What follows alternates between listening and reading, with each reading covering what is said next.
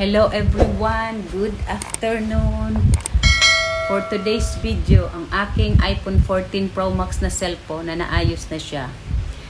Receive ko na to from Manila. Ang nangyari sa cellphone ko is, sa iPhone 14 Pro Max ko is nag-blackout siya. Bigla na lang siyang nag-blackout na hindi ko naman siya inaano. Pero nahulog ko siya dito sa kama. Tapos nung nagda-drive ako, pagbaba ako nahulog ko din siya. Pero, hindi siya kaagad nag-blackout noon. Tapos, nung ginagamit ko siya, isi-share ko lang to sa inyo guys para kung sino man ang merong iPhone 14 dyan, mga cellphone ng iPhone, huwag nyo na lang ihulog yung cellphone nyo kasi mahal yung magpapaayos niya, lalo na yung LCD niya is 26,000 pesos, sabi nung kakilala ko. Sa akin kasi, ang cellphone ko is monthly bill sa Globe. Kasi wala pa siyang 1 year, kaya meron pa akong warranty. Ang nangyari, nahulog ko yung cellphone ko dito habang natutulog ako kasi may nagpo-call. Tapos pagkuha ko, nahulog ko siya, nabitawan ko dito sa tiles nahulog. And then, pagkahulog nun, okay naman siya. Tapos ilang araw ata, bigla na lang siya, nagagamit ako, nag-YouTube ako, bigla na lang siya nag-blackout, nagkulay green, at saka nag-blackout na siya, as in nag-blackout. As inopen ko siya, kasi meron namang yung aayusin mo siya pag hindi mo siya dadalhin sa service center. Pinindot ko yung volume isa, tapos yung plus and minus, and then dun sa start. Tapos nag-open ko naman siya ulit, akala ko okay na siya, hindi pa rin pala. Tapos, wala, as in blackout na siya, nag-green pa rin siya, nag-green siya, tapos nag-blackout, tapos green na naman, blackout na naman, tapos ganun. Tapos pumunta ako sa Globe, ang ginawa ko doon, nag-report ako sa Globe kasi nga monthly bill ng Globe ko yon, sinishare ko lang to sa inyo para at least alam nyo din. Pumunta ako sa Globe Store sa Legazpi City kung saan ko siya kinuha ko yun ng end of March ata, bago ako pumunta sa Japan, kasi pupunta ako sa Japan nun kasi cherry blossom nga yung sakura. Kinuha ko yon sa Globe, monthly bill ko yon. And then, nung kinuha ko siya, bago akong biyahe sa Japan, okay naman. Yung iPhone 14 Pro Max na violet. And then, ang nangyari nga, yun nga, pumunta ako doon. Ang sabi ng Globe, may responsibility din naman sila doon kasi wala pang akong 1 year, may warranty pa siya. Kaya lang, wala silang alam tungkol doon kung saan ipapaayos yun. Binigyan lang nila ako ng contact number para doon sa Apple, para ako mismo ang kukontak. Pag sila daw ang gagawa, iiwanan ko sa kanila yung cellphone. After one month mahigit pa nila bago maayos yung cellphone ko. Sabi ko, ano ba nangyayari? Ba't ganyan kayo, Globe? Sa inyo naman galing yung cellphone ko. Tapos ganun ang mangyayari, di ba? Parang hindi maganda. After nung kinuha ko sa inyo, parang wala na kayong pakialam. Sabi ko, hindi maganda. Kaya lang, wala akong magagawa kasi ganun yung rules and regulation nila. Kung aantayin ko naman sila, abutin ata ng 1 month mahigit. Kasi kaya ako na lang ang gumalaw. Kinuha ko yung binigay nila sa akin yung contact number ng Apple. Tumawag ako sa hotline and then pagkatawag ko, tinawagan ko doon sa Manila. Tapos nakausap ko naman yung Apple, okay naman ipapadala sa Manila. And then pagpadala ko sa nag-call ako, tapos kailangan pala nag-call ako doon and then nakipag-usap ako na ganun nga ang nangyari, kung ano nangyari sa cellphone ko, nag-blackout nga, nag-green siya. Yung problema daw is LCD, pero titingnan pa rin nila yon kung ano talaga yung problema. Tapos pinadala ko yung cellphone ko, kinuha ko, nakipag-appointment ako doon sa Apple Hotline Center, kinuha ko yung contact number nila, tapos binigyan ako ng parang reference ID ba o code ID ba, code ba yun, kasi binigyan nila ako noon. And then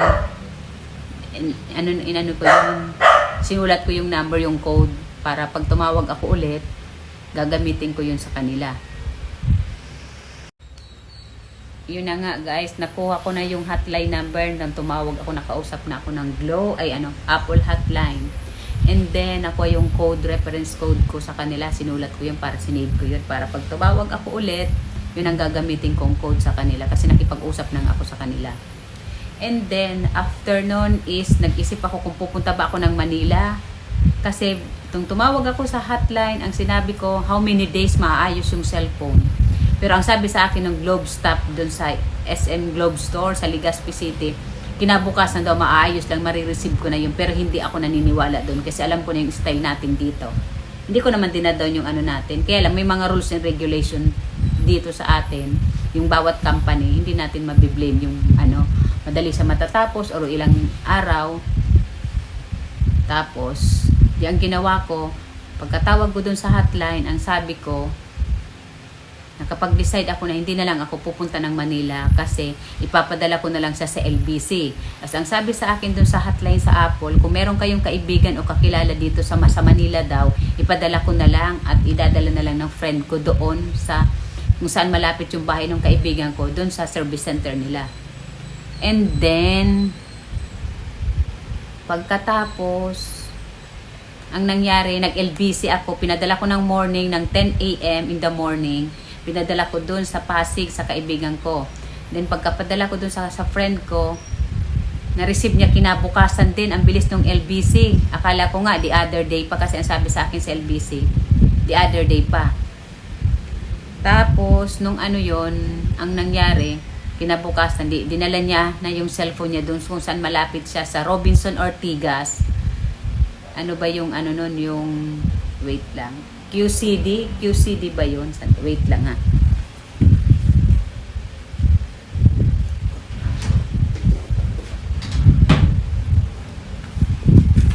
Yung service center dun sa Robinson's Galleria sa loob mismo.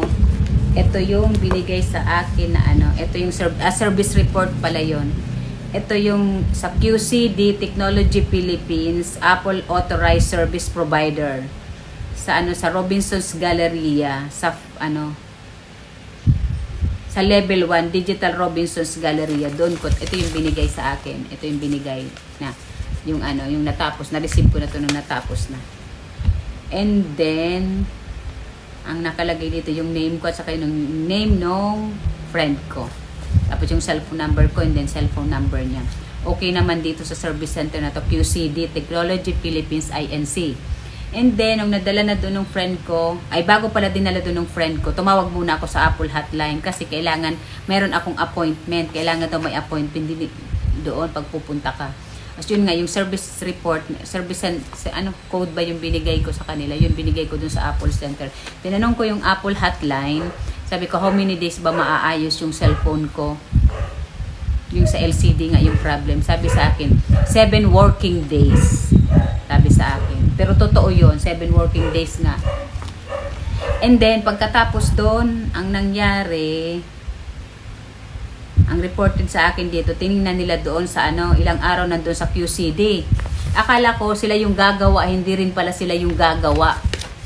Kaya nagulat ako nung tinawagan ako ng QCD, yung staff doon. Sabi sa akin, ma'am, ang problema ng ano nyo, may problem reported is green display yung cellphone ko.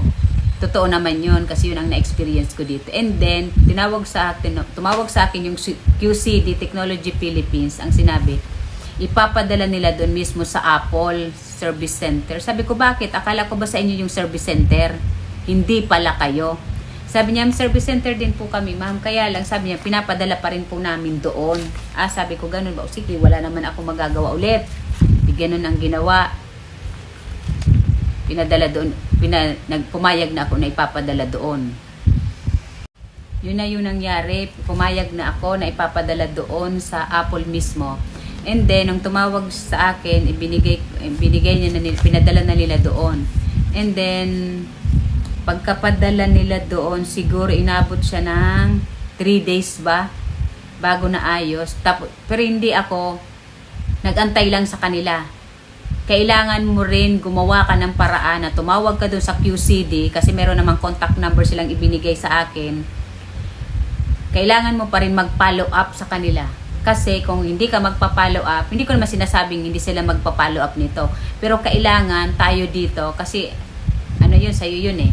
Kailangan mong i-follow up din sa kanila kung kumusta na yun. Sabi ko, hello, sabi ko, good afternoon. Kumusta na yung cellphone ko? Itatanong ko lang kung ano na nangyari. Sabi ko gano'n. Meron na bang report sa inyo kasi hindi pa kayo tumatawag sa akin. And then, ang sabi sa akin, ma'am, sandali lang po, anong name mo? Binigay ko yung service report and then yung name ko. Di o yan, tinignan niya doon sa computer nila. Tapos sabi niya, ay ma'am, sabi niya gano'n, wala pa pong report sa amin. Tapos Wednesday ata ako tumawag doon. Tapos, kinabukasan, tumawag ako ulit. Sabi ko, nangungumusta ko kasi ang sabi is 7 working days lang yung gawa. Gusto ko lang malaman kung 7 working days ba talaga. Tapos, tumawag ako ulit, sabi niya, wala pa po ma'am, wala pang report sa amin yung Apple. And then, yung afternoon, nag-chat yung friend ko, sabi niya, pinadala sa akin, ay hindi, nalaman ko na pala na okay na yung cellphone ko, kaya lang nasa Apple pa. Sabi nung ano ko, okay na daw yung cellphone ko, okay na, naayos na yung LCD niya. Tapos, nagpadala na siya ng ano dun sa friend ko na pwede na pick upin yung, ay hindi pa pala pwede pick upin. Nagsabi na siya sa akin na ready na yung cellphone ko, okay na yung cellphone ko, pero ipapadala pa rin, hindi pa nila nare-receive. Inaantay pa nila yun, ipapadala sa kanila sa QCD, Technology Philippines INC. And then, nung napadalan, kinabukasan hapon ata, napadala na. Tapos nag-chat dun sila sa kaibigan ko, nag-text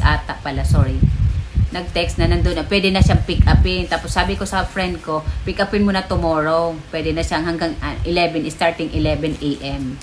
Hanggang 8 naman ang Robinson's Galleria eh. Kaya doon ako, na makukuha niya na yung cellphone. Okay na yun. And then, pagkano nun, kinuha na nung friend ko, hindi niya nakuha kasi may lakad siya. The other day niya na lang kinuha. Friday niya kinuha. Kasi nga may lakad siya. Tapos, nung kinuha niya na yung cellphone, sabi ko, hindi na ako pupunta ng Manila. Kasi hindi nga ako matutuloy kasi may kausap ako dito.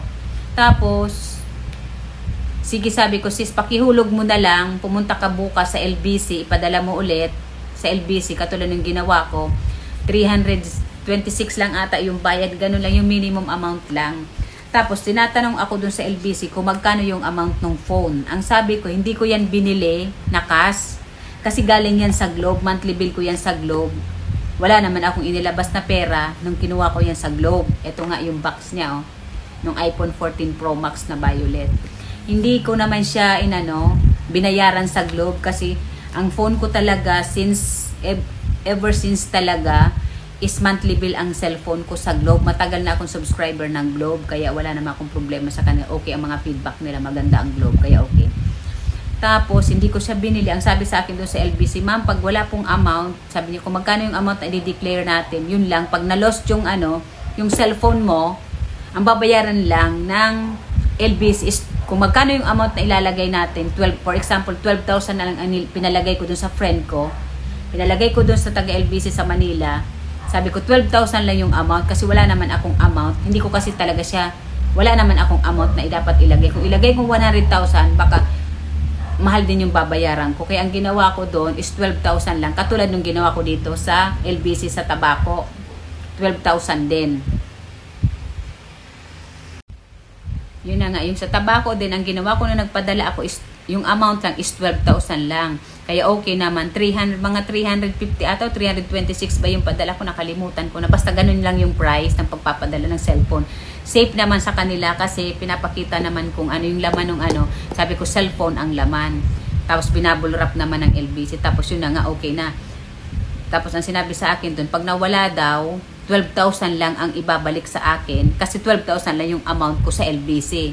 Sabi ko naman sa kanya, bakit mawawala ba? Alam ko naman kasi sa LBC hindi nawawala. Sabi niya, just in case lang po ma'am. Sabi niya, sabi ko, huwag mo sasabihin niyo, hindi naman mawawala kasi trusted naman ako sa LBC. Kaya wala namang problema. Nung na-receive ko na yung phone, eto na yung phone ko, na-receive ko na yung iPhone 14, tapos ilagay ko na yung Apple ID ko, okay naman siya, kaya wala namang problema. Tapos, yun na, ginagamit ko na ngayon yung cellphone ko, eto na yon. Okay naman siya. Kaya nagagamit ko na siya ngayon. Thank God. Sa totoo lang guys wala akong binayaran sa Apple Store or dun sa service center nila kasi ang cellphone ko na to is wala pang 1 year. Meron kasing warranty ang Apple ng 1 year. Pag kinuha mo siya, may warranty siya ng 1 year. Depende sa damage yun Wala akong binayaran kasi LCD. Hindi ko problem yon. Ang may problema doon, nagkaroon ng problema yung cellphone. Nasaan na ba ito? Ito yung binubuksan ko lang yung cellphone ko. Basta wala akong binayaran kasi meron pa akong warranty. Ang sabi nila, depende. Kung nabasa ko yung cellphone, babayaran ko yun at may bayad ako. Hindi ko lang sure kung magkano ang bayad kasi hindi nila masasabi yun. Kasi iba-iba daw yung nila. Yung, ano bang tawag doon? kung ano yung damage ng cellphone mo. Yun lang naman ang ano. Basta ako, masasabi ko lang sa inyo guys, wala akong binayaran sa cellphone ko, free, kasi LCD yung problem niya. Hindi nila pinalitan yung cellphone ko, yun pa rin yun. Basta pinalitan na lang LCD. Yun lang naman ang ano, yun lang naman ang ano doon, ang napalitan siya. Kaya wala namang problema doon sa. Tinitingnan ko lang yung iPhone 14 ko para ipakita ko sa inyo guys, para pag magano, chine-check ko lang siya. Para ano ba to? Ayan na yung cellphone ko para makita ninyo na okay na yung cellphone kong iPhone 14. Kaya ngayon, kailangan wag ko nang ibabagsak yung phone ko. Kailangan kong ingatan. Tapos wala pa akong tempered glass. Nag-order pa lang ako ng tempered glass ko.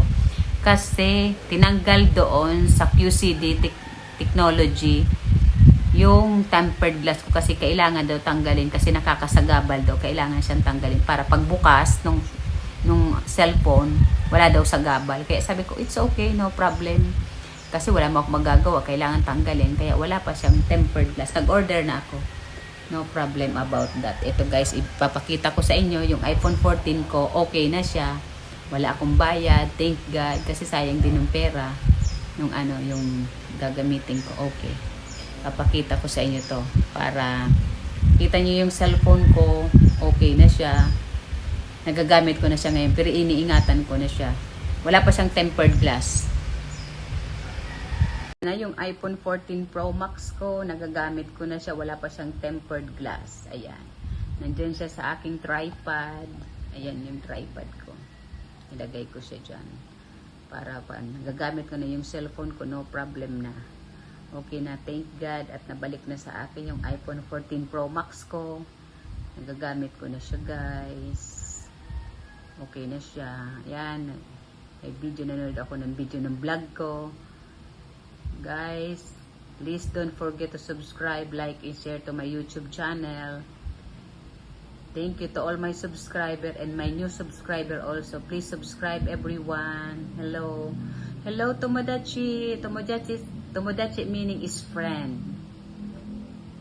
Okay guys, manood kayo lagi ng vlog ko. Don't forget to hit the notification bell para lagi kayong updated sa aking mga na-upload na new videos. Thank you guys. Thank you everyone. Love you all.